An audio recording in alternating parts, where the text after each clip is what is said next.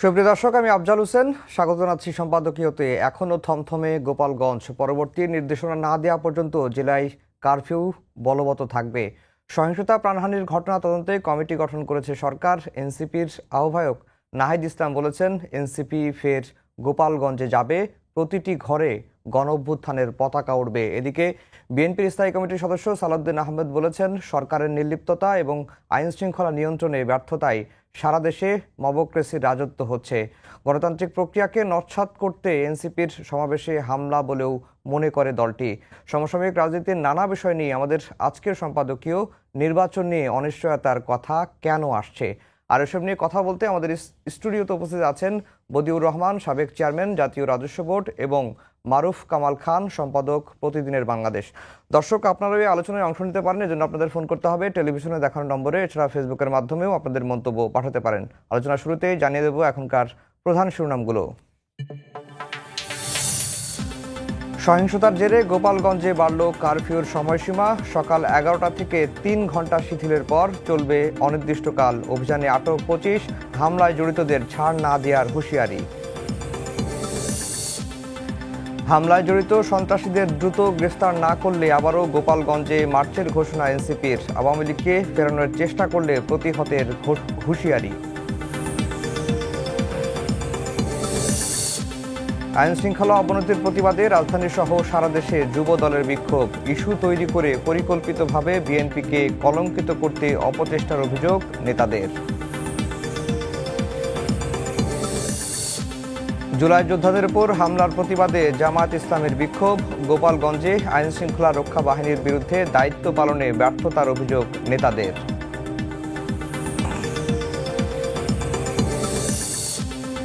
এবং 96টি দেশীয় পর্যবেক্ষক সংস্থার নিবন্ধন বাতিল করল ইসি। ভোটের পরিবেশ দেখতে 3 দিন মাঠে থাকতে পারবেন পর্যবেক্ষকরা। নতুন নীতিমালা চূড়ান্ত।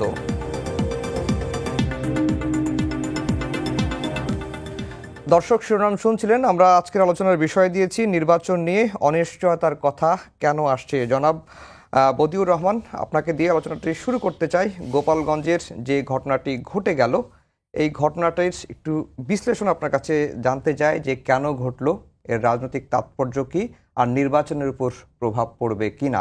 নির্বাচনের উপর প্রভাব পড়বে কিনা এই প্রসঙ্গটি এই কারণে আনা হয়েছে, এনসিপির একজন কেন্দ্রীয় নেতা বলেছেন যে একটি জেলায় জাতীয় নেতাদের নিরাপত্তা যখন দিতে পারে না সরকার, তখন নির্বাচন কিভাবে হবে বা সরকার কিভাবে নির্বাচন করবে। ধন্যবাদ। যেটা ঘটেছে গোপালগঞ্জে, এটা তো অনভিপ্রেত। স্বাভাবিকভাবে ল অ্যাবাইডিং কেউ এটা সমর্থন করবে না। কিন্তু আমাদের দেশের রাজনীতির সংস্কৃতিটা যদি দেখা হয়, তাহলে এটা উড়িয়ে দেওয়া যাবে না।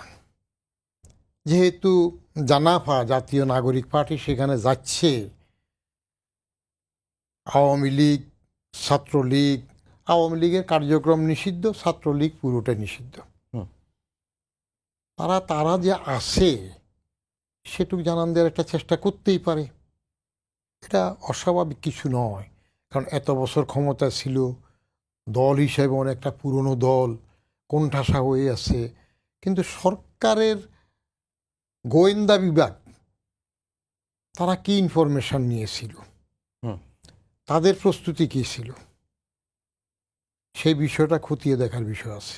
এখন একটা কমিটি করেছে, স্বরাষ্ট্র জ্যেষ্ঠ সচিব নাসিমুল গনিরকে দিয়ে করেছে, 3 সদস্যের, দেখবে। এইরকম কমিটি তো সমস্যা হয়, কিন্তু গড়তে দেওয়ার পেছনে সরকারের কোনো রকমের দুর্বলতা ছিল কি না সেটা দেখার বিষয়। কারণ বাজার যেটা অভিযোগ করে বিএনপি, আমি বাংলাতে বাজার বলি, যে তাদের নির্বাচন পিছানোর জন্য এইরকম সব এক সময় এক একটা ক্ষেত্র প্রস্তুত করা হইতেছে, তাদেরকে দোষারোপ করা হচ্ছে। মিটফোর্ডের সেটা নিয়ে কথা উঠেছে। কিন্তু আমি বলি, এটা যারা ক্ষমতায় এসে যাচ্ছে, এসে যাবে এরকম একটা ভাবে আছে বাজার, তাদের তো এরকম অভিযোগ থাকতেই পারে। আর সরকারের তরফ থেকে এই জাতীয় ঘটনা, এটা তো নূতন নয়। গোপালগঞ্জের থেকে টুঙ্গিপাড়া কত দূরে, সেখানেও আমি বাগানে হাঁটার সময় একজন বলতেছিল যে 2018 নির্বাচন যে রাতে হয়ে গেল সেটা নিয়ে আওয়ামী লীগের একজনই জিজ্ঞেস করার পর বলছিল বেশি ভয় পেয়ে করে ফেলছে। এখানে নাকি একটা ভয় ছিল যে এই মিছিলটা জানাফার এটা যদি বেশি শক্তিশালী হয় তাহলে কি এটা আর একটা ভাঙচুরে যাবে কি না, বঙ্গবন্ধুর কবর ভাঙ্গার জন্য সেদিকে যাবে কি না। কারণ 32 নম্বর ভাঙ্গার পরে, শেখ হাসিনার বাড়ি ভাঙ্গার পরে এইরকম একটা ভয়ভীতি থাকতে পারে, সে একটা কথা উঠেছে। আরেকটা ছোট্ট জিনিস নিয়ে কথা উঠেছে যে অন্য সবগুলো পদযাত্রা এটাকে মার্চ টু কেন বলা হইল। আসলে বাংলা আর ইংরেজির মধ্যে তফাৎ বেশি হয় না, কিন্তু প্রায়োগিক দিক থেকে মার্চ টু যখন বলা হয় তখন এটা বিশাল কিছু মনে হয়। মার্চ টু ঢাকা, যে বিরাট ব্যাপার ঘটবে। তো মার্চ টু গোপালগঞ্জ বলার পরে স্বাভাবিকভাবে এরা গোপালগঞ্জ তো যেহেতু বঙ্গবন্ধুর জন্মভূমি, যেহেতু শেখ হাসিনার নিজস্ব একটা এলাকা, সেখানে তারা একটা শোডাউন করার চেষ্টা করবে। এইটুক কী পরিমাণ হইতে পারে সেই পরিমাণটুকু নিয়ে সরকারের আঁচ কোথায় ছিল, কতটুকু আঁচ করতে পেরেছে।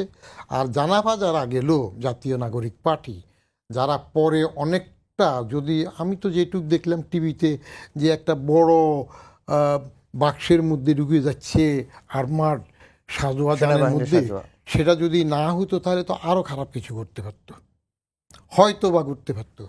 তো আইন শৃঙ্খলার প্রভাব, নির্বাচনের মধ্যে প্রভাব যেটা হবে, নির্বাচন নিয়ে তো ইউনূস সাহেবকে নিয়ে সবসময় কথা আছে, তিনি কি আসলে সঠিক টাইমে নির্বাচন দেবেন কি না, দিচ্ছেন কি না, এসব কথাবার্তা আছে।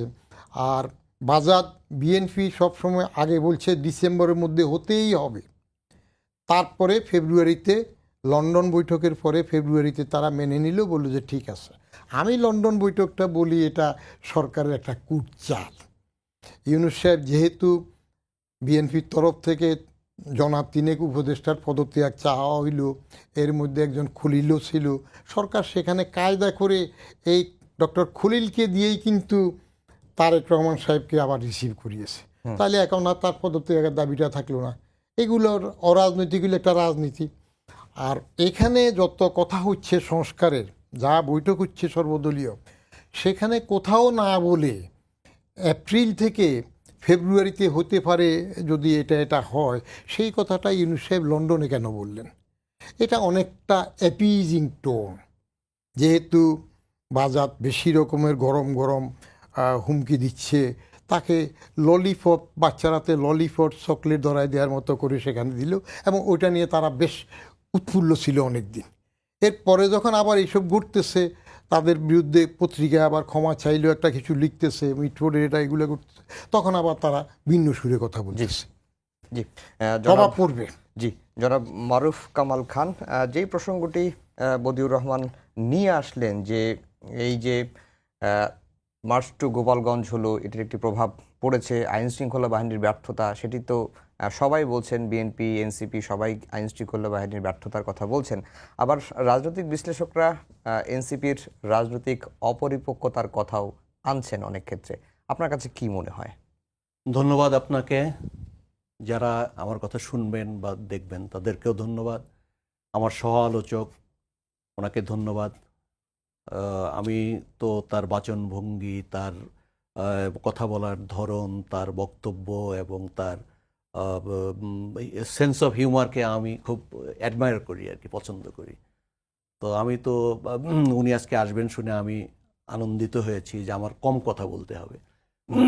উনি মানে অনেক বেশি হৃদয়গ্রাহী করে, গ্রহণযোগ্য করে কথা বলতে পারেন।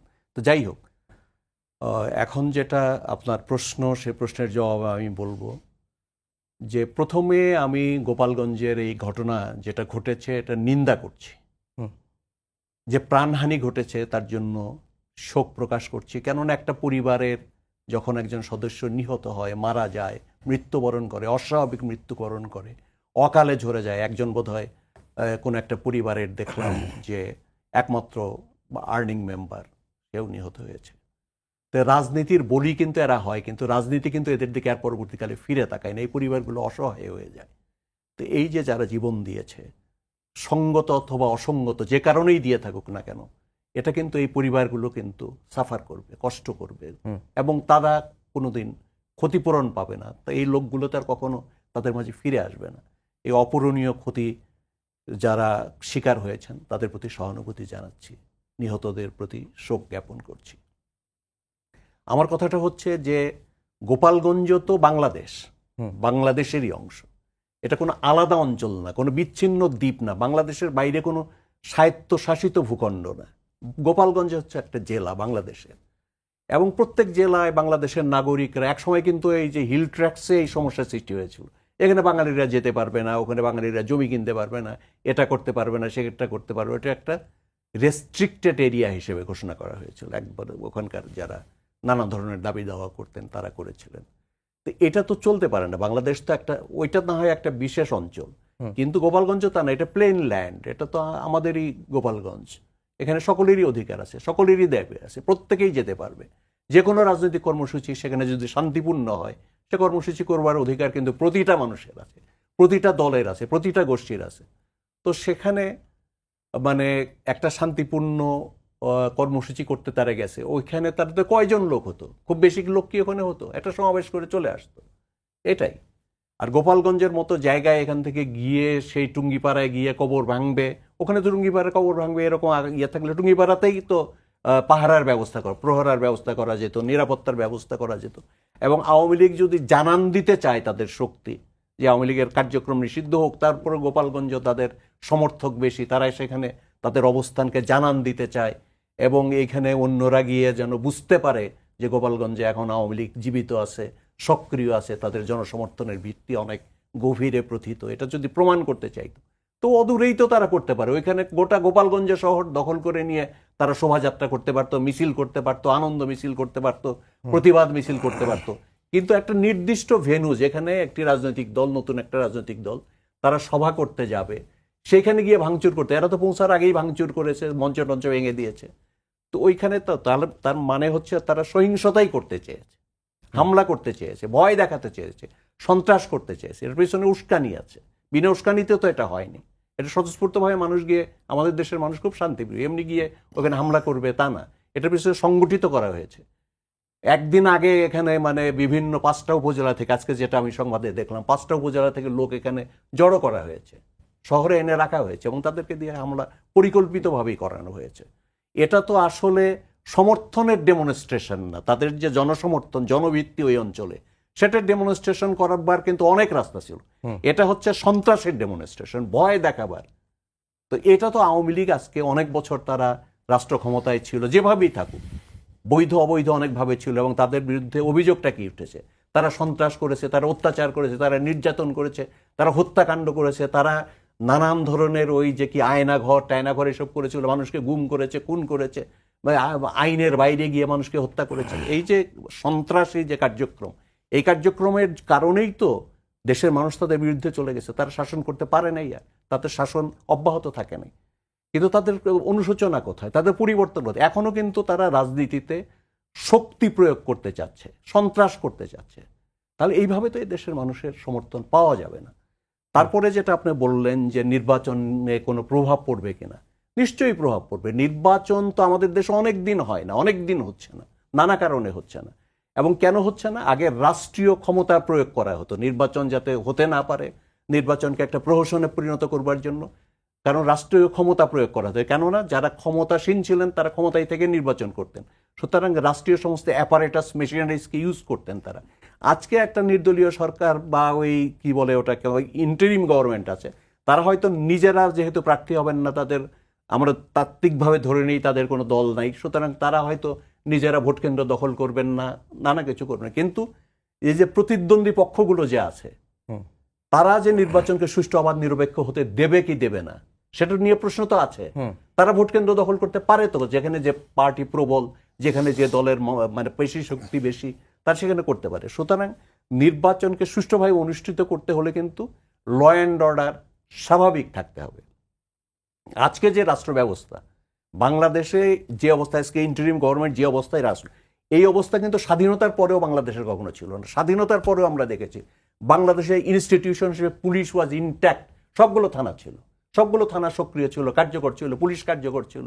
পাকিস্তান থেকে দেশ বাংলাদেশ হয়েছে, কিন্তু এই স্বাধীনতার যুদ্ধের মধ্য দিয়ে আমরা দেশ অর্জন করেছি, কিন্তু তারপরেও কিন্তু প্রতিষ্ঠানগুলো মোটামুটি আইন শৃঙ্খলা রক্ষার প্রতিষ্ঠানগুলো ইনট্যাক্ট ছিল, তারা কার্যকর ছিল, সক্রিয় ছিল। কিন্তু এবার আমরা কি দেখলাম, এবার এই যে আওয়ামী লীগ যে রাষ্ট্র ক্ষমতা হারালো, তারা পালায়ে গেল, তারপরে কি হলো, পুলিশ পর্যন্ত নাই, পুলিশ সক্রিয় নাই, থানাগুলো সব খালি হয়ে গেছে, থানাগুলোতে মানুষ ক্রোধের শিকার হচ্ছে, থানাগুলোতে গিয়ে হামলা হচ্ছে, পুলিশের উপর হামলা হচ্ছে, এবং পুলিশ সম্পূর্ণভাবে নিষ্ক্রিয় হয়ে গেছে। সেই নিষ্ক্রিয় পুলিশকে কিন্তু এখনো পুরোপুরি সক্রিয় করা যায়নি। সুতরাং আমরা যদি চিন্তা করি যে খুব সুষ্ঠু স্বাভাবিক অবস্থায় এই সরকার ক্ষমতা গ্রহণ করেছে এবং রাষ্ট্র ওইভাবে আগের মতো চলবে, আগের সঙ্গে তুলনা, একটা কেয়ারটেকার সরকারের সঙ্গে তুলনা করলে কিন্তু হবে না। কেয়ারটেকার সরকার ক্ষমতায় আছে খুব সুষ্ঠু স্বাভাবিক অবস্থায়, এখানে প্রশাসন ছত্রখান হয়ে গেছে। বিচার বিভাগ কি হয়েছিল আমরা সকলেই জানি, এখানে তো ওই নানা ধরনের বল প্রয়োগ করে বিচার বিভাগের কিছু মানে দলবাজ বিচারককে এখানে অপসারণ করতে হয়েছে। সুতরাং সমস্ত সিস্টেম কিন্তু এখানে যে প্রতিষ্ঠানগুলো সুষ্ঠু নির্বাচন করার জন্য কার্যকর জড়িত, যাতে লাগবেই, এখানে তো আমাদের দেশে তো নির্বাচন কমিশনের এমন কোনো অ্যাপারেটাস মেশিনারিজ তাদের হাতে নাই যারা সুষ্ঠুভাবে, তারা তো প্রশাসনিক কর্মকর্তাদেরকে, তারপরে হচ্ছে পুলিশকে, তাদেরকে হায়ার করতে হয়, তারাই তো নির্বাচন সুষ্ঠু। এখানে আইন শৃঙ্খলা পরিস্থিতি যদি নিয়ন্ত্রণের বাইরে চলে যায়, যদি আমরা কেউ নিয়ন্ত্রণ করি, সেই অবস্থায় তো সুষ্ঠু নির্বাচন করা কি সম্ভব হবে? মোটেও সম্ভব হবে না। সেই জন্যই আজকে সন্দেহ, সংশয়, যে অবিশ্বাস সৃষ্টি হয়েছে যে সুষ্ঠু নির্বাচন আমরা করতে পারবো কিনা। জনাব বদিউর রহমান, তাহলে এই 1 বছরে সরকার কি করলো? এখনো যদি আমরা এই ধরনের কথা বলি যে স্বাধীনতার পরে এই অবস্থা ছিল না, স্বাধীনতার পরেও এই অবস্থা ছিল না, তখন পুলিশ প্রশাসন কাজ করেছে, অ্যাক্টিভ ভূমিকা পালন করেছে, এবং গোপালগঞ্জের এই যে ঘটনা সরকারকে কি বার্তা দেয়? এনসিপি বলছে যে 4 জন মারা গেছে, এর দায় দায়িত্ব সরকার এবং প্রশাসনের, বিএনপিও প্রশাসন লিপ্তার কথা বলা হচ্ছে। সামনে যে সময় আছে, যদি ফেব্রুয়ারি ধরি, তাহলে কতটুকু আর এগোতে পারবো? আপনার সরকারটার শক্তিমত্তা যদি আপনি দেখেন, তাহলে তো বলতে হয় যে এই রকম দুর্বলতম সরকার তো আর বাংলাদেশে ছিল না। ওভারওয়েলমিং সাপোর্ট নিয়ে আসুক, কিন্তু সরকার হিসাবে এটা সবচেয়ে একটা দুর্বল সরকার। এত দুর্বল যে তারা নিজেরটুকু নিজে বুঝে কিনা সন্দেহ। একটা আক্রমণ হবে, মেনে নেবে। প্রথম থেকে আপনি সেই নজিরগুলো দেখেন, সচিবালয় ঢুকে যাবে, পরীক্ষা ছাড়া পাস, অতএব কবুল। আদালতে হাইকোর্ট, সুপ্রিম কোর্ট ঢুকে যাবে, বিচারক বাদ, কবুল। তারপরে ইউনূস সাহেব নিজে বলে আসতেছে, আমরা রাজনৈতিক দল হিসেবে আওয়ামী লীগ নিষিদ্ধ করবো না। যেই তার বাড়ির কাছে গিয়ে একটু বেসকি দিল, আন্দোলন করলো, তারপর বলে আচ্ছা ঠিক আছে, কার্যক্রম নিষিদ্ধ। এখন যেটা যে যতটুক বল প্রয়োগ করতেছে সেটাই মেনে নিচ্ছে, তাইলে সরকার ল অ্যান্ড অর্ডার সিচুয়েশন করে। মাঝখানে কি এর বললো একবার যে ধরবে, কাকে ধরবে, কি ডেভিল হান্ট। তো ডেভিল হান্ট করতে যাইয়া অ্যাঞ্জেল ধরলো না ডেভিল ধরলো, তারপর কিছুদিন পরে থেমে গেল। এখন বলতেছে কি মাথার চুল আশ্রা কি দিয়ে চিরুনি, না কি বলতেছে একটা চিরুনি অভিযান করবে। কখন করবে? এখন প্রত্যেকটা বলতে বলতে তো 1 বছর চলে গেল।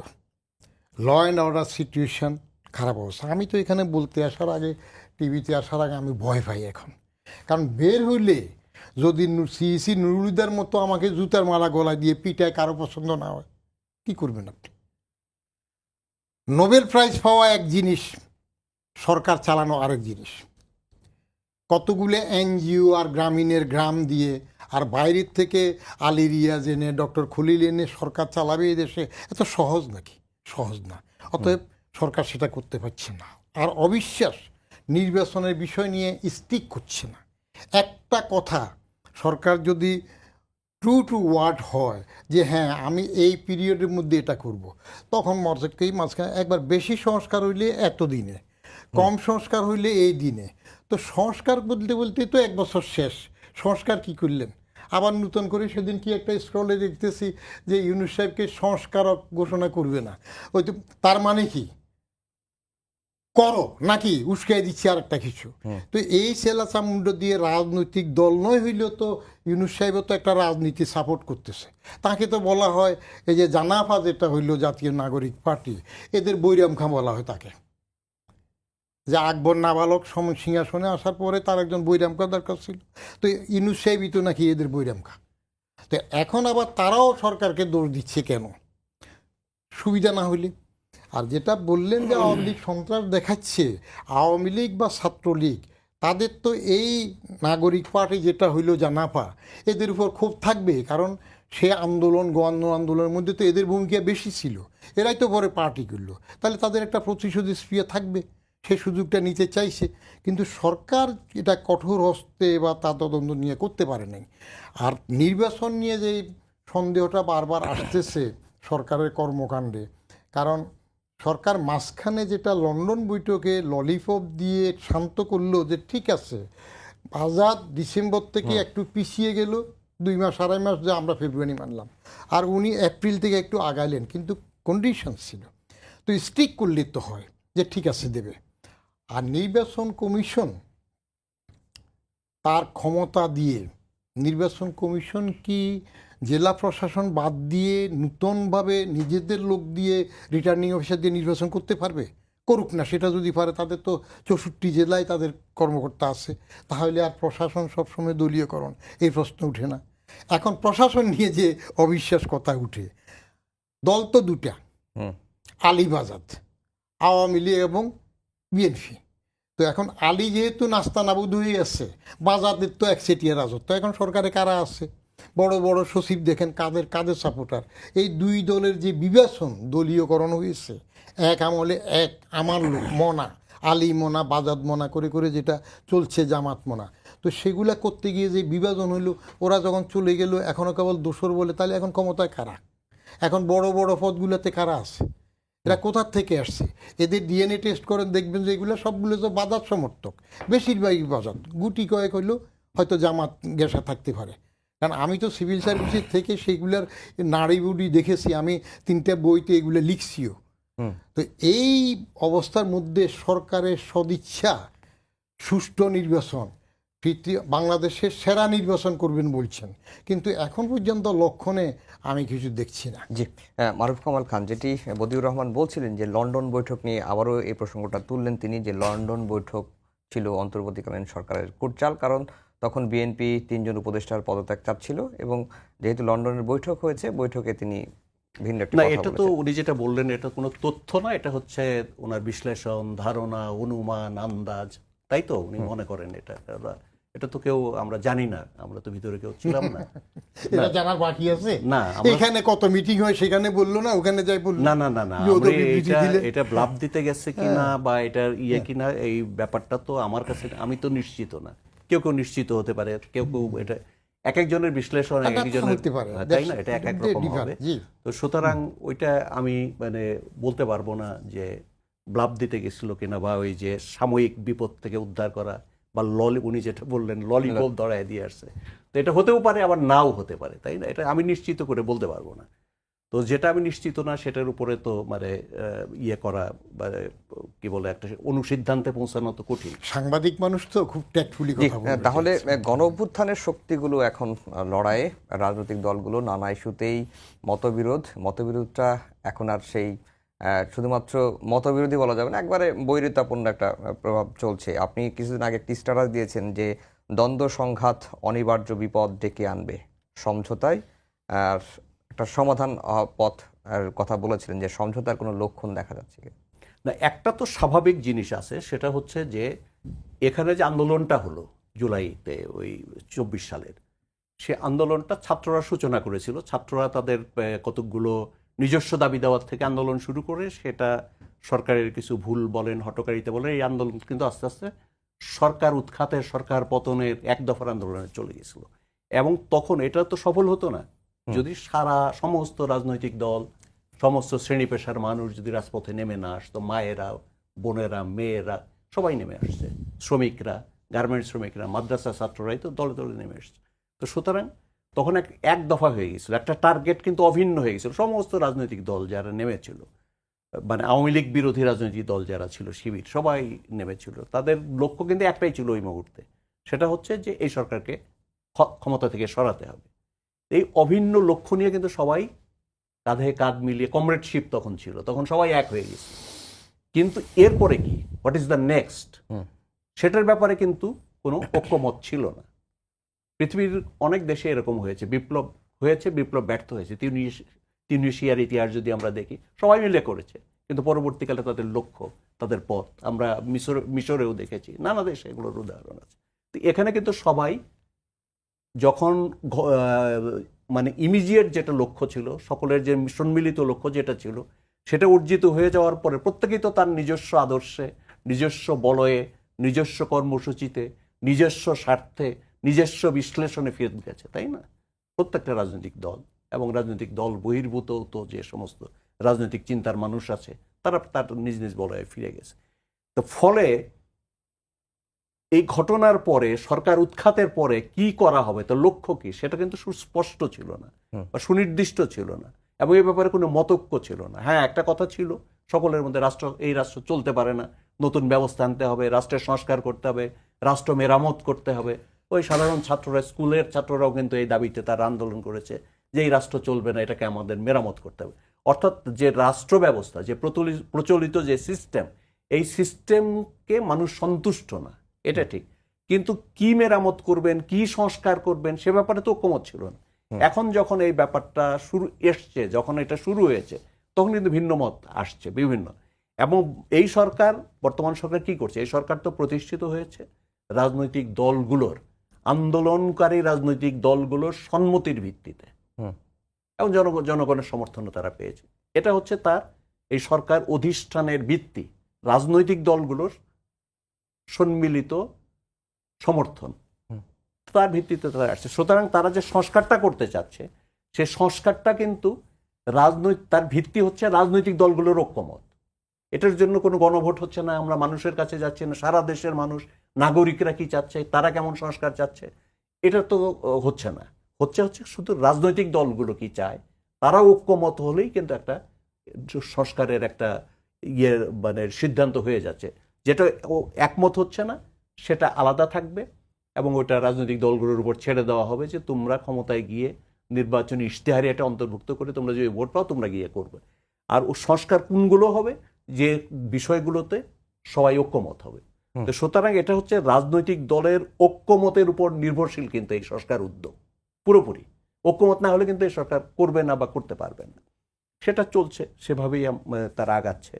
এবং তার কারণে এই যে ঐক্যমত করা বাংলাদেশে, এটা কিন্তু খুব ভেরি ডিফিকাল্ট, সাংঘাতিক ডিফিকাল্ট। এতগুলো নানা দল মতের লোককে একত্র করে তাদেরকে একটা ঐক্যমতে নিয়ে আসা, সেটার জন্য চেষ্টা চলছে, এবং এটা বিলম্বিত হচ্ছে, দীর্ঘস্থায়ী হচ্ছে, এটা ঝুলে যাচ্ছে কোনো আবার সব ডেকে একত্র করে কতগুলো ব্যাপার, আবার ছোট ছোট বিষয়ে তাদের মধ্যে ভিন্ন মত আসছে, তো ফলে এটা বিলম্বিত হচ্ছে। তবে আমি যেটা পার্সোনালি মনে করি, কতগুলো কিন্তু ঐক্যমত হয়ে গেছে, কিছু কিছু বিষয় আছে, খুব বেশি না, কয়েকটা পয়েন্টে তো ঐক্যমত হয়ে গেছে রাজনীতি, কিন্তু সেটা তো সেগুলো করে ফেলা দরকার আমার মনে হয়। সেটা তো ঐক্যমত্য কমিশনের মানে আলোচনায় সব রাজনৈতিক দলই প্রায় যাচ্ছেন, কিন্তু মাঠের যে প্রতিফলন, বিএনপি, জামায়াত, এনসিপি, না, আমি ওই যে বললাম, এখন তো কি, এখন হচ্ছে এই সংস্কার নিয়েও বিরোধিতা হচ্ছে, এক। দুই নম্বর হচ্ছে যে রাজনৈতিক সমীকরণ যেটা, সেটা কিন্তু পরিবর্তিত হয়ে গেছে। একটু আগে আপনি বলছিলেন যে আলী তো নাই, সে ইলেকশন করতে পারবে কিনা, কি অবস্থা, এটা এখনো আমরা নিশ্চিত না। তাহলে সমীকরণ যেটা, প্রতিদ্বন্দ্বিতার যে রসায়ন, ভোটের যে হিসাব কিতাব, এগুলো কিন্তু চেঞ্জ হয়ে গেছে। তো ফলে পরিবর্তিত যে ব্যবস্থার সুযোগ কিন্তু সবাই নিতে চাচ্ছে, সবাই মনে করছে যে আমরাও হয়তো ক্ষমতায় চলে যেতে পারি। যেমন চেষ্টা করছে কি এই ইসলামিক দলগুলো, যেগুলো মানে ধর্মাশ্রয়ী দল, ধর্মভিত্তিক দল, তারা মনে করতেছে যে আমরা যদি সকলে মিলিয়ে একটু জোটবদ্ধ হতে পারি, তাহলে হয়তো আমাদের কাছেই ক্ষমতা চলে আসতে পারে, মানুষ আমাদের ভোট দিতে পারে। তাহলে কি আমাদের বাধা কার সাথে? বিএনপির সঙ্গে। তাহলে বিএনপিকে একটু ইয়ে করে দাও, তার বিরুদ্ধে প্রোপাগান্ডা করে তার ইমেজ ক্ষুণ্ণ করো। এই যে ঘটনাগুলো, তারপরে এই যে ছাত্ররা যে নতুন দল করেছে, তো তারাও মনে করে যে আমরাও ক্ষমতায় এসে যেতে পারি, কারণ আমরা নতুন বন্দোবস্তের কথা বলেছি, সংস্কারের কথা আমরা সবচেয়ে বেশি বলেছি, এবং আমরা এত বড় আন্দোলনের নেতৃত্ব দিয়েছি, আমাদের ডাকে এত মানুষ এসে আওয়ামী লীগের মতো একটা দানবীয় শক্তিকে হটায় দিয়েছে, সুতরাং মানুষ আমাদের কথা শুনবে, আমাদেরকে ভোট দেবে, এই জন্য তারা ইয়ে করছে।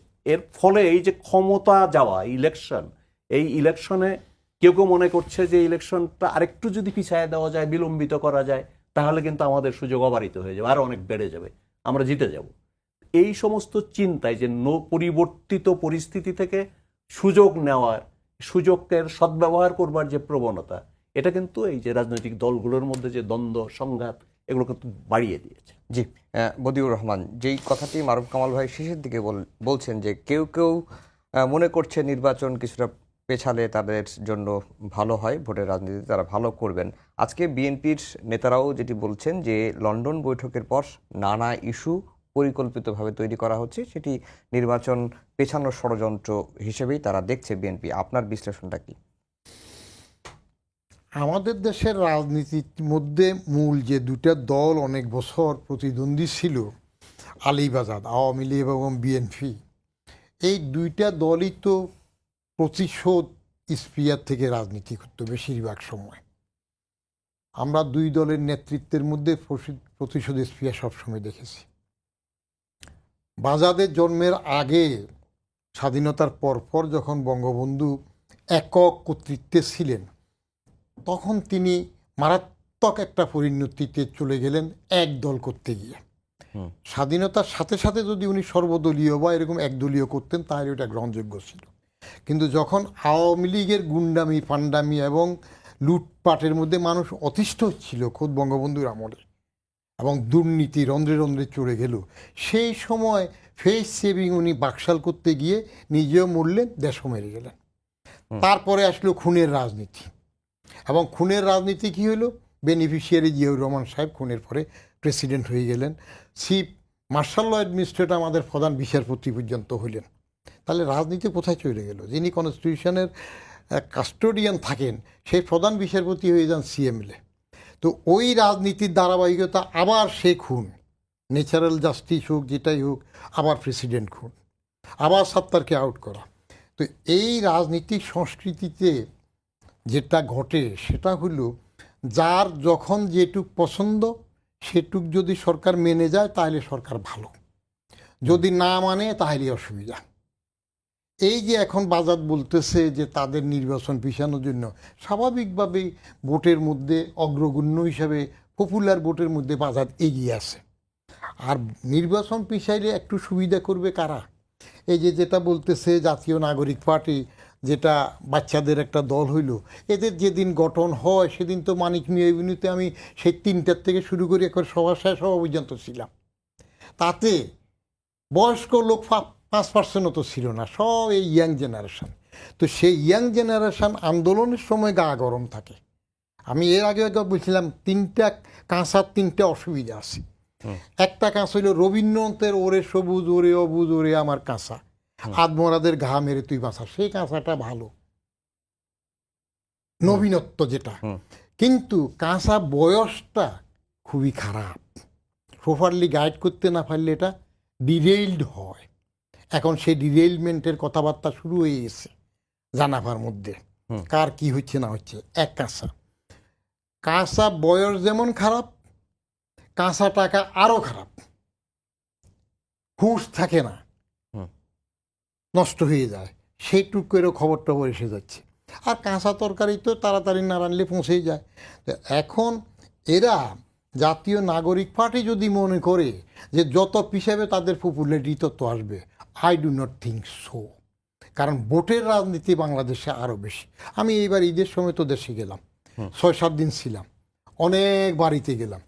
তো জাতীয় নাগরিক পার্টি কি কনসলিডেট করছে যে ভোট পিছালে তারা আসবে? হ্যাঁ, জামাতে ইসলামী, ইসলামিক দল, সেগুলো এখন যে জামাত সবসময় বিএনপির পদতলে থেকে ক্ষমতার প্রতিভূ হয়েছে, যে জামাত সুযোগ মতো আওয়ামী লীগের সাথে আবার আপোষ করে, সে জামাত এবার যখন দেখলো যে না বোধহয় আমরা আলাদা হলে একটু শক্তি হতে পারবো, তারা চেষ্টা করতেছে।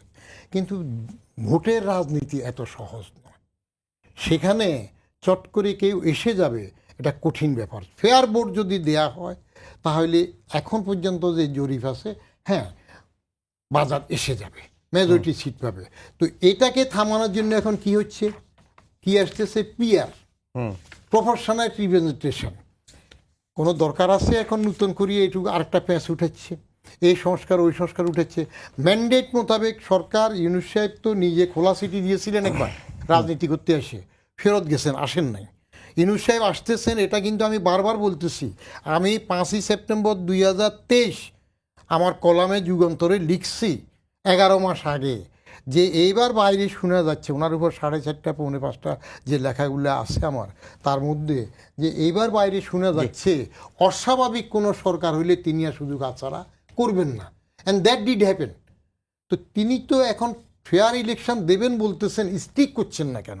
একটা ইলেকশন ঠিক মতো দিয়ে দেন। জি, মারুফ কামাল খান, আমরা একেবারে শেষের দিকে চলে এসেছি, 2.5 মিনিটের মতো সময় পাবো। আজকে বিএনপি নেতারা বলেছেন যে ইস্যু তৈরি করে পরিকল্পিতভাবে বিএনপিকে কলঙ্কিত করতে অপচেষ্টার তারা অভিযোগ করেছেন, এবং টার্গেট তারেক রহমান, এবং চাঁদাবাজি নানা অভিযোগ আনা হচ্ছে, তৃণমূলে বিশৃঙ্খলা, দলের মধ্যে অভ্যন্তরীণ কোন্দল, অনেকেই মারা গেছেন। এগুলোর জন্য আসলে অনেকে তারেক রহমানকেও টার্গেট করছেন, এবং অনেকেই বলছেন যে তারেক রহমান দেশে ফিরলে হয়তো দলকে তিনি নিয়ন্ত্রণ করতে পারতেন। তিনি আসলে দেশে ফিরছেন না কেন? আপনার কাছে কি তথ্য আছে বা কি? না, এটা তো আমি বলতে পারবো না। এটা উনি কেন ফিরছেন না, ফেরা উচিত, এবং আমার মনে হয় শিগগিরই ফিরবেন। তো আরো আগে আসলে ভালো হতো। আপনি যেটা বললেন যে দলের মধ্যে যে বিশৃঙ্খলা, একটা শৃঙ্খলা ফিরিয়ে আনার ক্ষেত্রে উনি কমে নিতে চাচ্ছেন। এখানে তো কতগুলো সমস্যা আছে দল হিসেবে বিএনপি। যেমন দলের যিনি চেয়ারপারসন, উনি অসুস্থতা জনিত কারণে তার নিষ্ক্রিয়তা আছে এখন। তিনি ডে টু ডে ইভেন্টে এবং দল নেতৃত্ব দিতে পারছেন না। এখন তারেক রহমান সাহেব উনি বাইরে আছেন। উনি থাকলে হয়তো এই সরজমিনে থাকলে হয়তো আরো ভালো সিদ্ধান্ত নিতে পারতেন। তো সে তো আছে। আর যেগুলো বলা হচ্ছে যে চক্রান্ত, রাজনীতিতে তো চক্রান্ত থাকে। আমি তো একটু আগেই বললাম যে এখন বিএনপি, উনিও স্বীকার করলেন যে এখন যদি ভোট হয় তাহলে বিএনপির ক্ষমতায় আসার সম্ভাবনা সবচেয়ে বেশি। তো যখনই বিএনপির সবচেয়ে বেশি ক্ষমতায় আসার সম্ভাবনা, যেহেতু আলী নাই, যেহেতু স্পষ্ট হচ্ছে, তো সুতরাং অন্যরাও তো ক্ষমতার প্রতিদ্বন্দ্বী। তারা কিন্তু বাংলাদেশে যে সবই যে কৌশলের প্রয়োগ করা হয় তা না, অপকৌশলও প্রয়োগ করা হয়, এবং নানাভাবে ষড়যন্ত্র চক্রান্ত এগুলো তো আছেই। কিন্তু সঙ্গে সঙ্গে এটাও মনে রাখতে হবে যে খালি অন্যের উপর দোষ দিলে তো হবে না, দলকে কিন্তু শুদ্ধ করার দরকার আছে। দলের মধ্যে প্রতিদিন অনেকের বহিষ্কার করা হচ্ছে, হাজার হাজার লোককে বহিষ্কার করা হয়েছে, কিন্তু তাতে কিন্তু এই যে শৃঙ্খলার বাইরে যাওয়া, সেই প্রবণতা কিন্তু কমছে না। সুতরাং আজকে কিন্তু দলকে পুনর্গঠিত করতে হবে, আজকে কিন্তু রাজনীতিকে পুনর্গঠিত করতে হবে, রাজনীতির সংস্কার করতে হবে। রাজনীতির সংস্কার, রাজনীতিবিদদের মানসিকতার পরিবর্তন, এটা সব, আমি খালি একটা পার্টির কথা বলছি, সকলেই।